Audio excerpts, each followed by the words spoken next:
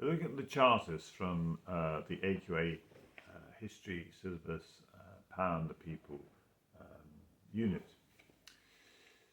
The Chartists came out of the disquiet that the Great Reform Act of 1832 had not properly addressed the democratic requirements that people felt needed to be met. The Great Reform Act did get rid of the rotten boroughs where very few people lived and where they were returning MPs, and addressed the issue that a place like Manchester had no MPs, yet it was a new industrial city. Likewise, it standardised the people who were eligible for voting, but it was only those who had a significant amount of wealth.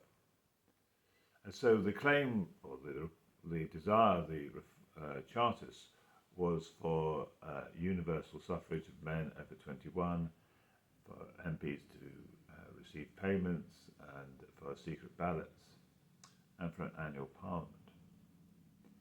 And they put a lot of pressure on the government through meetings, through petitions, through pamphlets and newspapers.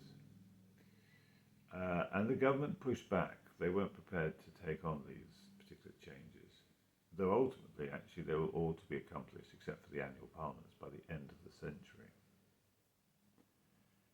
And the question is, why did the government push back? Well, partly, you might say it's to protect their own interests, and I think that would be a good reason.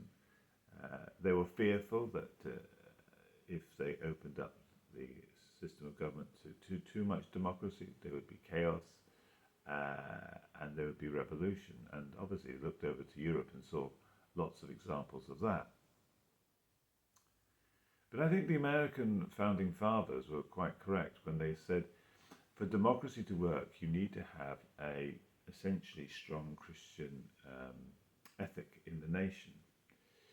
You have to have people who are going to be politically mature and willing to vote, not just for their own interests, but for the interests of the wider community. You need to have people who have an understanding of their neighbour as being somebody who needs to be looked after and cared for, but also an understanding that authority is good and appropriate and needs to be in place.